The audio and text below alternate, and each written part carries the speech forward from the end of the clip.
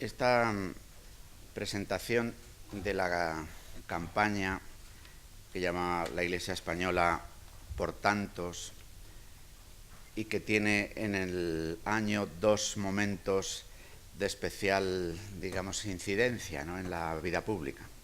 Uno, en el mes de noviembre, cuando en el interior de la Iglesia celebramos lo que llamamos el Día de la Iglesia Diocesana, y es una campaña dirigida especialmente a los propios miembros de la Iglesia Católica, solicitando pues, que, formando parte de su toma de conciencia de pertenecer a la Iglesia, contribuyan al sostenimiento económico de la misma. Esta otra campaña está ligada a lo que los españoles conocemos como la campaña de renta. Como todos sabemos, a partir del 7 de abril pasado, la agencia tributaria ha puesto a disposición de los contribuyentes el borrador de los datos fiscales de la declaración y se abre el tiempo para que los ciudadanos españoles hagamos nuestra declaración de renta, del impuesto sobre la renta de las personas físicas. Porque ligado a este impuesto está la actual manera de colaborar la administración pública en el sostenimiento de la Iglesia Católica. En realidad está la actual manera de que los propios ciudadanos, a través de esta fórmula de asignación tributaria, que no supone ni un impuesto nuevo, ni tener que tributar más, sino un ejercicio, diría yo, de singular democracia fiscal, ¿no? Y es que sean los propios ciudadanos los que asignen de todo lo que pueda ser el presupuesto de una administración pública, en este caso de la Administración Central del Estado, que puedan, mediante su decisión anual, que ha de repetirse anualmente con el marcar la cruz, el asignar parte de sus impuestos, en este caso el 0,7, bien al sostenimiento de la Iglesia Católica y, decimos nosotros, y desde la recomendación que ya desde este primer momento hacemos de marcar las dos cruces, y otros fines de interés social. La Iglesia Católica en España en su conjunto, yo creo que esto prácticamente puede valer para la diócesis de Valladolid, si tuviéramos que hablar del 100% de su presupuesto, pues podríamos decir que lo que significa, lo que los propios ciudadanos de Valladolid, que se sientan miembros de la Iglesia Católica con especial identidad o menos, puesto que este llamamiento de solicitar la colaboración en el sostenimiento de la Iglesia Católica está hecho a todos los ciudadanos, significa como el 25% más o menos de nuestro presupuesto. El resto del presupuesto, es decir, el resto del 75% del presupuesto de la Iglesia Católica en Valladolid en su conjunto, pues viene a través de las propias contribuciones de los fieles, contribuciones directas, donativos, herencias, en definitiva, lo que pudiéramos llamar genéricamente donativo. Pero además de los donativos, también los fieles participan a través de lo que pueda ser su contribución, a través de lo que en la Iglesia llamamos estipendios y aranceles, por por actividades que en la Iglesia se realizan. Es decir, que en la Iglesia, por ejemplo, cada día se celebran muchas veces la Eucaristía, y a veces esa Eucaristía es ofrecida por algún fiel, pues por el eterno descanso de un difunto, o pidiéndole al Señor la curación de un ser querido, o pidiéndole determinado tipo de... Entonces, en lo que nosotros sugerimos es que, además de pedir con los labios, haya un gesto de colaboración económica, que en la mayor parte de nuestras parroquias está indicado cuál es lo que se pide como estipendio. En este momento son 8 euros, que está fijado así en el conjunto de la archidiócesis de Valladolid, es decir, esta diócesis de Valladolid y las diócesis que forman parte de esta provincia eclesiástica que llamamos de Valladolid, o ahora vamos a entrar, por ejemplo, en un momento en el que en muchas de nuestras parroquias hay la celebración de primeras comuniones. Pues es bastante habitual, aunque las primeras comuniones no tienen ningún tipo ni de estipendio ni de arancel, pero es habitual que las propias familias hagan algún tipo de donativo, que pueda tener en cuenta pues, los gastos de los 2 años de catequesis, el material que se ha podido entregar y todo esto, ¿no? Eso sería como otro también, por ejemplo, la Iglesia en Valladolid está presente a través de un servicio de capellanía en hospitales, en tanatorios, en la cárcel, en residencias de ancianos, y percibe del hospital o de la Administración de Justicia en el servicio de la cárcel o de las residencias de ancianos alguna contraprestación por ese servicio prestado. Entonces ahí habría otra fuente de ingresos, como también hay otra fuente de ingresos en las rentas del patrimonio. Teniendo en cuenta que cuando hablamos de patrimonio no nos referimos solo al patrimonio inmobiliario, es decir, de los centenares de edificios, templos parroquiales o templos no parroquiales, ermitas, que como ustedes se pueden imaginar, en este caso no hay renta, sino que lo que hay fundamentalmente es la carga del mantenimiento de esos edificios, ¿no? Pero sí que es verdad que existen, a veces, antes he hablado de donaciones o de herencias. Resulta que hay familias que la forma que tienen de hacer un donativo es constituyendo lo que en la jerga de la vida jurídico civil y también jurídico canónica se llaman fundaciones, ¿no? Una fundación que está dotada de una determinada cantidad de dinero, diciendo la persona que ha dejado en herencia esa cantidad de dinero o la persona que ha hecho un donativo para constituir una fundación: yo quiero que las rentas de esta fundación sean para pagar una beca de un seminarista. Yo quiero que las rentas de esta fundación sean para las necesidades de la parroquia de mi pueblo. Yo quiero que las rentas de esta fundación sea para poder celebrar a lo largo de X años la Eucaristía por mi eterno descanso cuando fallezca. Entonces, este tipo de rentas también forman parte, ¿no?, del patrimonio de la diócesis. Por eso, ese 75% que les digo que la propia economía diocesana tiene de fondos distintos de la asignación tributaria, tendrían fundamentalmente estas 3 grandes fuentes: donativos, desde la típica o tópica colecta que se hace en la celebración de una Eucaristía, pero además otra forma de donativos, suscripciones. Está creciendo bastante entre nosotros los católicos que prefieren, más que echar en el cestillo una moneda o otra cantidad de dinero, decir me comprometo o doy una orden a la entidad bancaria que considero adecuada para que anualmente o semestralmente o trimestralmente o mensualmente gire una cantidad de dinero a la cuenta de la parroquia o a la cuenta de la misma archidiócesis de Valladolid. Quiero acabar para que mis compañeros actúen. Sí que quiero decirles que cuando hablamos de los presupuestos de la Iglesia Católica y hablamos de estos porcentajes y de lo que significa la asignación tributaria y de la aportación de las administraciones públicas a la vida de la Iglesia, no nos estamos refiriendo a 2 realidades importantes, tanto en la vida social como en la vida del presupuesto del Estado, que es, por ejemplo, todo lo que significa la enseñanza concertada. La enseñanza concertada tiene, en la realidad de los presupuestos del Estado o la de la comunidad autónoma, puesto que la educación está transferida, su capítulo propio. Y en ese capítulo propio, la propia administración pública reconoce que le supone la aportación que hace a través de los conciertos educativos el presupuesto de la comunidad autónoma, por ejemplo, para sostener los centros educativos que tienen el régimen de concierto, le supone hoy un ahorro a la administración pública considerable, porque esas mismas plazas escolares o puestos escolares, eso está, digamos, publicado, ¿no?, la diferencia que hay entre el coste para la administración pública, para los presupuestos de comunidades autónomas y del Estado español, lo que supone el coste por alumno de un puesto en la escuela pública y lo que supone el coste por alumno de un puesto escolar en la escuela concertada. Pero les quiero decir que cuando hablamos de lo que es verdad, porque a veces surgen los medios y con razón, pero si no se aclara esto puede dar a confusión, es que ustedes reciben más dinero del de la asignación tributaria.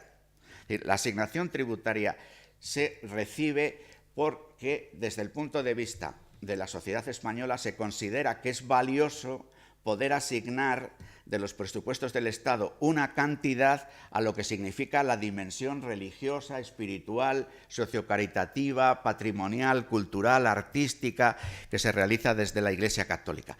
Lo único que en vez de ser una cantidad prefijada por el presupuesto del Estado, ha de ser el propio ciudadano el que diga qué cantidad se dedica cada año, porque se está haciendo en función de... A nosotros nos gustaría que hubiera en la vida española más partes del presupuesto del Estado que estuvieran sometidos a régimen de asignación tributaria. Es decir, que otras partes del presupuesto, lo que se dedicase, fuese también decidido, como es este caso, por los propios ciudadanos, asignando con una marca en la declaración de la renta que quieren dedicar este dinero a que se cultive esta dimensión de la vida de las personas, como quiere que se dedique parte de dinero a los servicios sociales. La otra cuestión, el dinero que la Iglesia recibe por otros capítulos, que son la educación, que son la sanidad, tienen que ver con que desde la propia Iglesia, a través de congregaciones religiosas, asociaciones de laicos o las propias diócesis, se ponen en marcha empresas educativas, empresas sanitarias, hospitales. Por ejemplo, aquí en Valladolid tenemos el Hospital Sanatorio del Sagrado Corazón de Jesús, ahí al lado del... Entonces, es evidente que cuando ese sanatorio firma un concierto con la gerencia del SACIL para que se deriven algunos enfermos y se remitan las listas de espera del Hospital Clínico del Hospital Pío del Río Ortega, como se realiza una gestión sanitaria, como hay hospitalización, se recibe a cambio un dinero, pero eso diríamos que es un dinero recibido a cambio de una actividad realizada.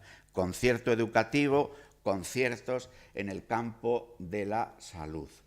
También recibimos una aportación, otras veces hemos informado de esto, de las administraciones públicas, ya sea Consejería de Cultura o de Fomento de la Junta de Castilla y León, ya sea Diputación de Valladolid, para la reparación de templos, para el mantenimiento, para obras en los templos.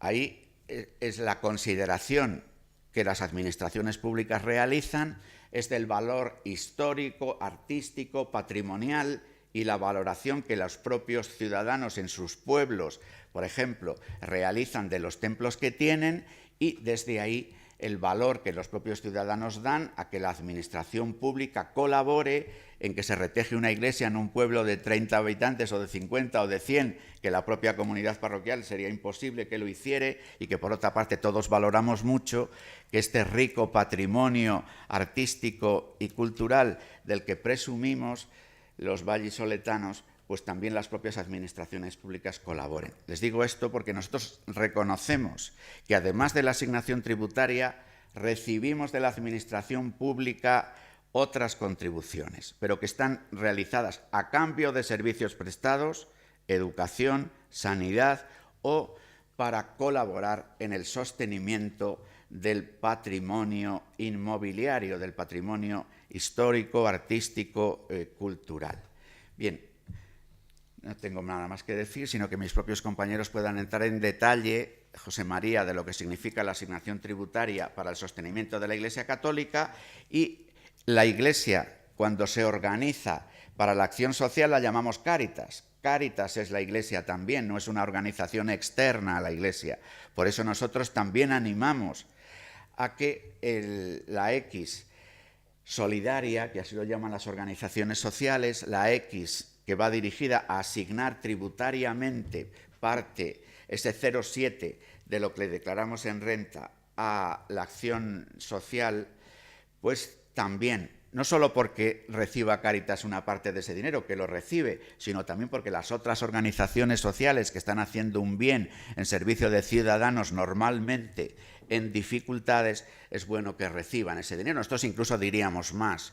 No creo que la administración pública pueda quedarse satisfecha de asignar para la acción social solo ese 0,7%. Seguramente otras partidas del presupuesto precisan y existen también de incrementarse para poder colaborar en la acción social, no que realicen organizaciones privadas, sino en la acción social promovida por las propias administraciones públicas. A la hora de la atención a las personas sería una mala cosa que nuestras administraciones públicas se quedasen tranquilas porque ya los ciudadanos asignan un 0,7 para que las ONGs, que así lo conocemos popularmente, realizasen su acción social. Es evidente que otras partidas del presupuesto precisan también de ser contempladas y cuidadas a la hora de la atención sanitaria o asistencial o de cuidado a la dependencia o de tantas partidas de todos conocidas. José María. Bueno, quería comentaros que todo esto de la autofinanciación, antes se empezó en un principio hace años, ya el año 79, pues existían unos presupuestos, en el presupuesto del Estado, donde había un importe, un dinero dedicado a la Iglesia. Luego, posteriormente, ya en el año 88, ya empezó a cambiar y ya empezó donde querían a ver qué personas querían dar algo a la Iglesia de su declaración de la renta a través de esa casilla. Y empezó con el 0,52, se aplicaba 0,52 y entonces, por ejemplo, lo que hacía la Iglesia, el importe que de ese 0,52 salía, se complementaba con otra cantidad que daba el Estado. Entonces, pero claro, todo esto ya ha llegado poco a poco, fue avanzando. Ya en el año 2007 lo que se hizo fue que ya no hay ningún presupuesto del Estado. Ahora el dinero que se saca, el dinero que sale, es de la casilla que se pone en la declaración de la renta. Solamente de la casilla. Quiere decir que si el día de mañana no hubiera X, la Iglesia no recibiría dinero. Y si hay más X o muchas más X, cuanto más X haya, más dinero recibimos. Quiere decir que no, para nada interviene los presupuestos del Estado. Por lo tanto, queda eso claro, que cuanto más X, más recibirá la Iglesia.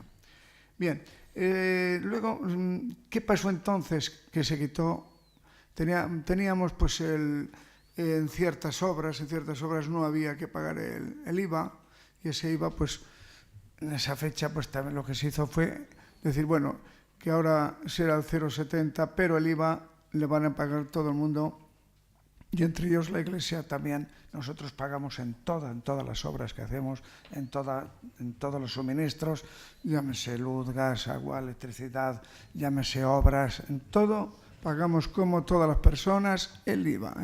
Eso queda muy claro, el IVA. ¿Dónde estamos exentos? Que muchas veces es cuando se comenta en el IBI.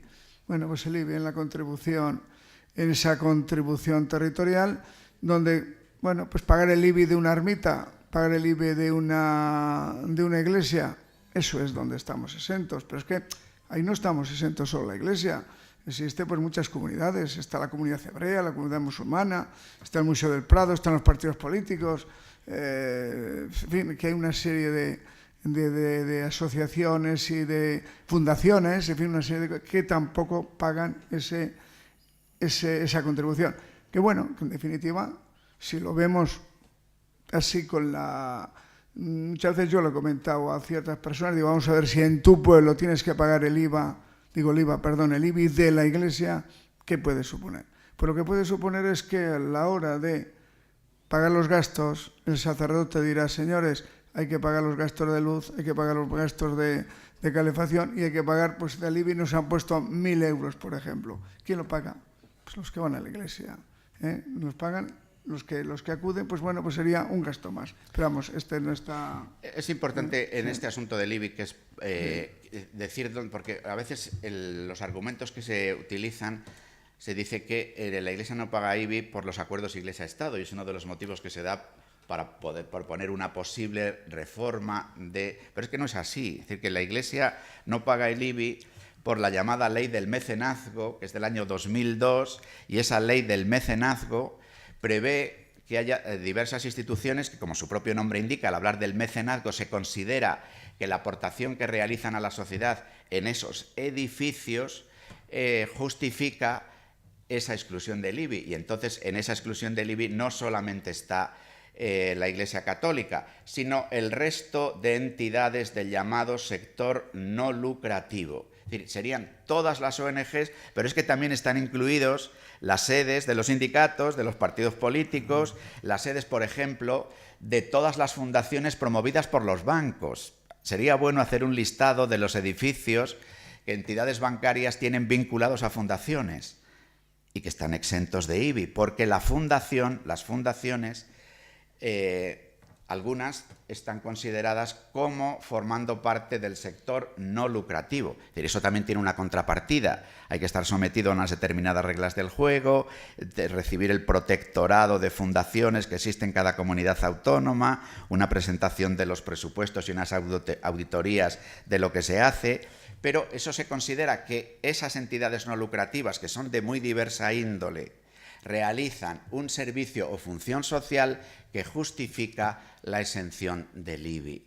Y eso está regulado en la Ley 49, está ahí en la documentación que le hemos pasado, del año 2002, que regula el IBI y otros impuestos, la significación que pueda tener también para otros impuestos, el ser una entidad del llamado sector no lucrativo, fundamentalmente iglesias, organizaciones no gubernamentales, fundaciones, ni que decir tiene que, por ejemplo, también pues, las sedes institucionales, es decir, que el ayuntamiento no paga IBI por el local del ayuntamiento que está en la Plaza Mayor, en Valladolid, o en cada pueblo, en la sede del ayuntamiento, o podríamos decir los centros cívicos, que hay muchos en la propia ciudad, o en definitiva, las sedes donde la propia administración pública realiza servicios en favor de los ciudadanos, ¿no? Entonces, esos edificios están exentos de IBI, pero no en razón de los acuerdos Iglesia-Estado, no es un privilegio de la Iglesia Católica, sino en función de cómo está regulado hoy en España los edificios de las llamadas entidades del sector no lucrativo. Bien, esto lo que sí quería comentaros que es que, por ejemplo, el pasado año, dentro de esta campaña de la X, pues bueno, pues aquí en la provincia de Valladolid, pues hubo menos declaraciones. Fue menos declaraciones, pero tampoco fue de una cuantía elevada. Quiere decir que fueron, ahí lo tenéis, fueron 366 menos. Quiere decir que 366 menos. Y claro, ¿dónde ha influido esto? Pues nos influye principalmente pues, de las declaraciones en los tramos de 6.000 a 21.000.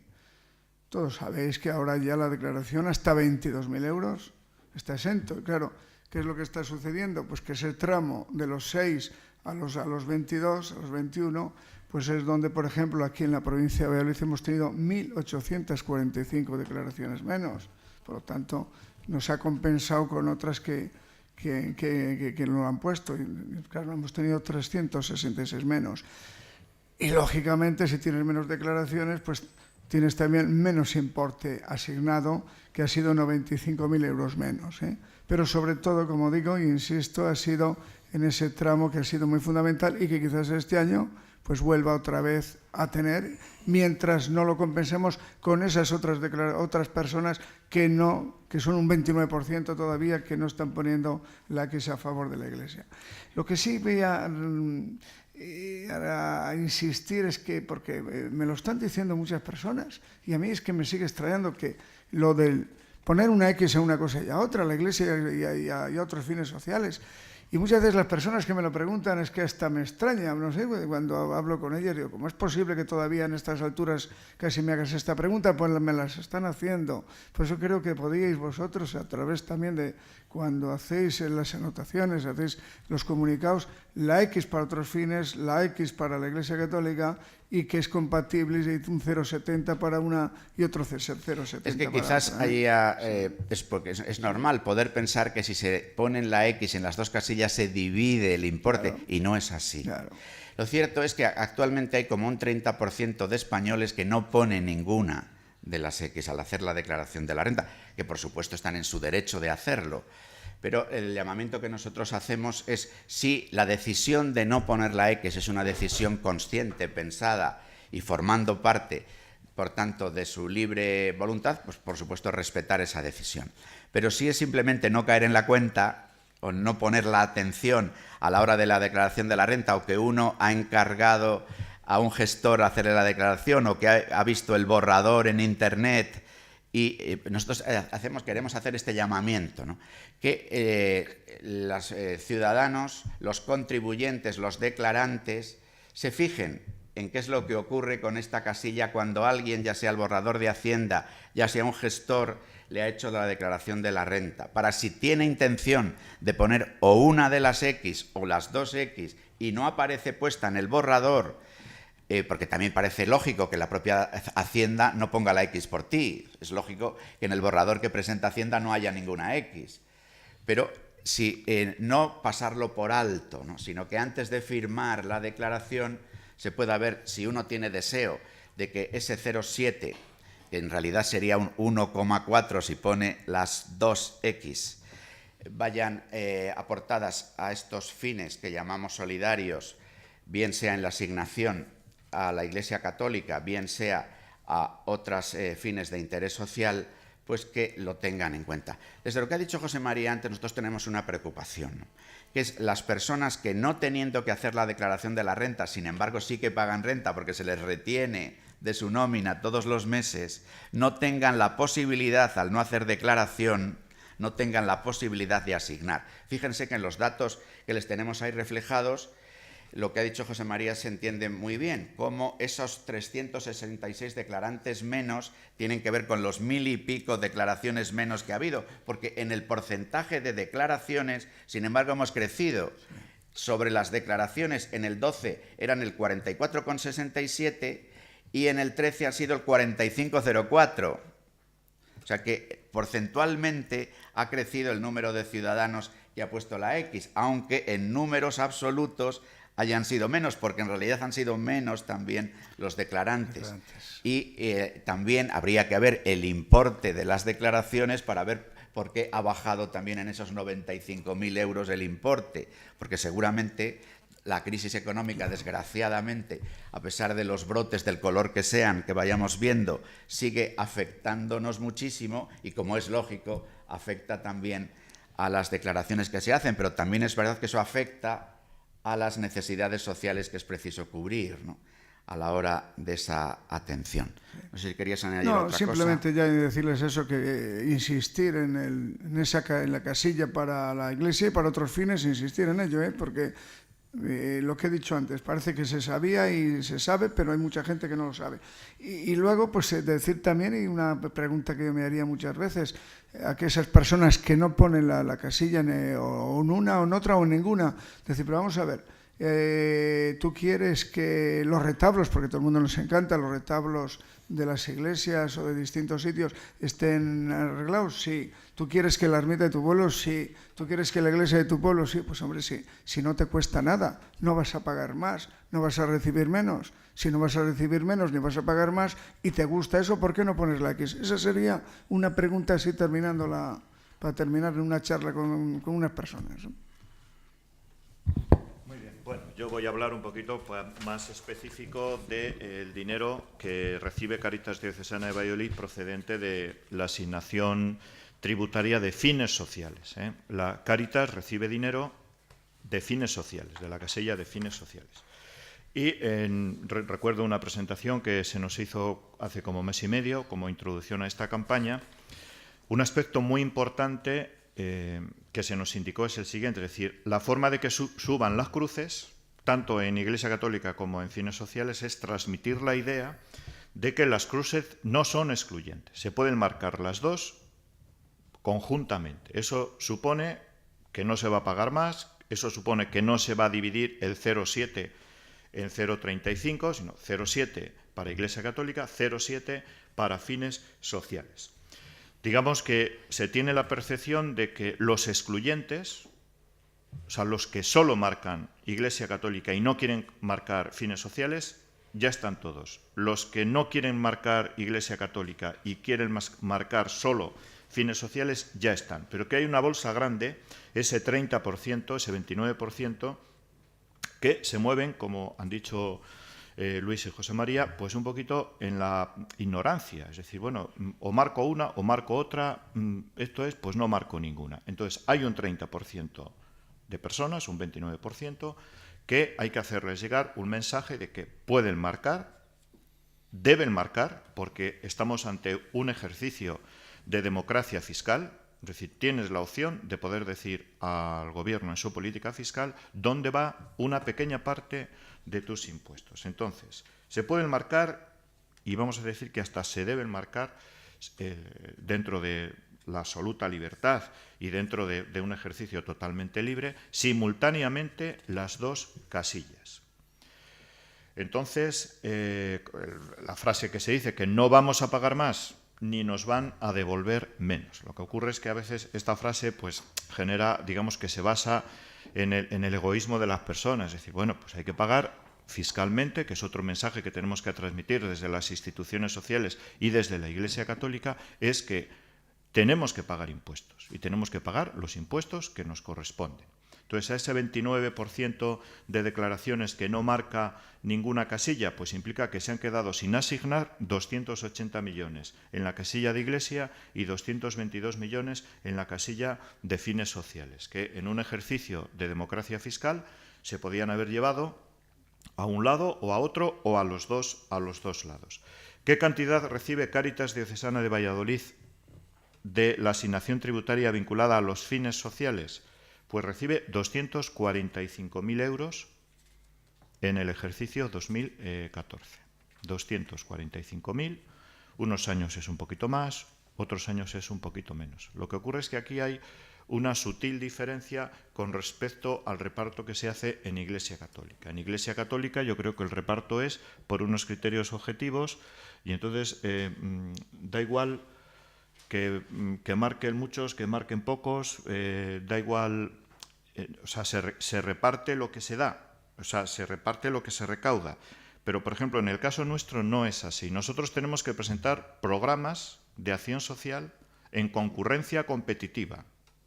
Se pudiera dar la paradoja de que no nos dieran ningún euro porque nuestros programas son muy malos, no están de acuerdo con, digamos, con las finalidades propias de la política social que marca la comunidad autónoma, están mal realizados. Incluso dentro de la comunidad autónoma no todas las Cáritas diocesanas reciben la cantidad proporcionada, digamos, a su situación económica fiscal de la provincia o a su situación de población. En el caso nuestro estamos en un baremo pues un poquito, digamos, mediano. 245.000 euros que se reciben en concurrencia competitiva.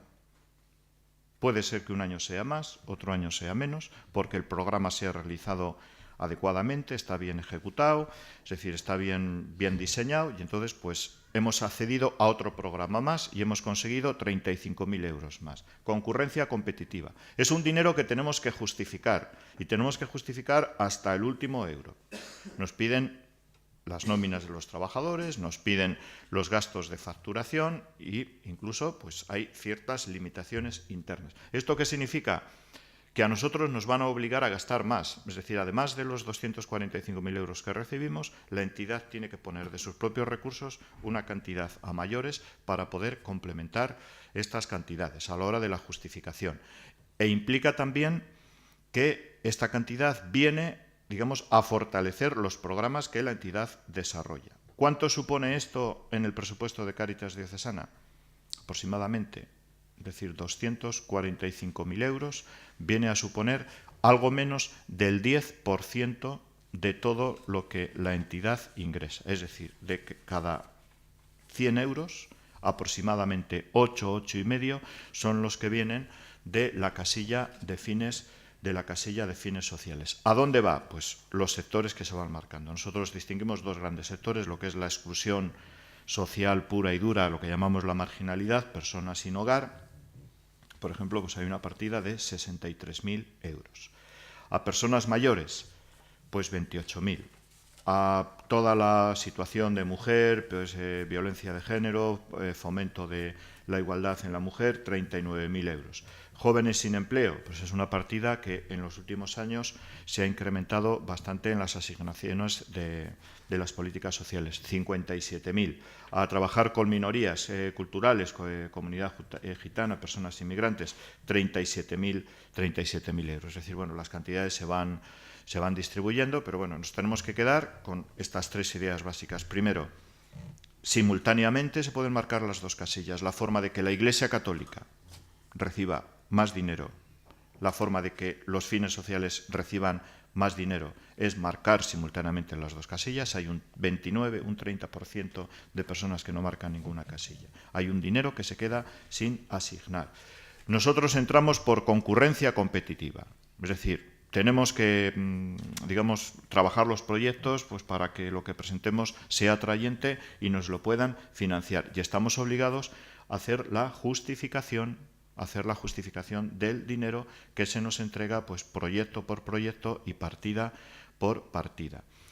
Dos pequeños matices. Hay un problema que es reiterativo con los fines sociales. Las políticas sociales están transferidas a las comunidades autónomas. Y este es un dinero que viene desde la Administración General del Estado. Entonces, aquí hay un problema que en algunos momentos sí que se ha planteado.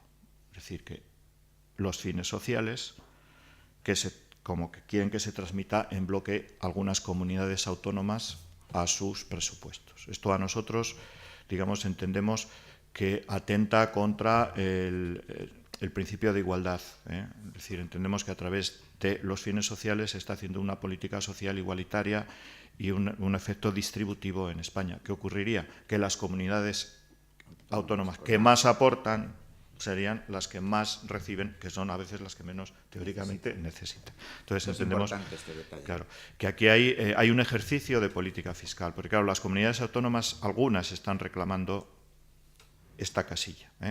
Y luego hay otro problema que también es importante, que algunas veces lo sacan, y es que el Estado también hace fines sociales con sus políticas sociales. Es decir, aquí cuando se habla de fines sociales, se está hablando de fines sociales ejecutados por entidades no de la administración pública.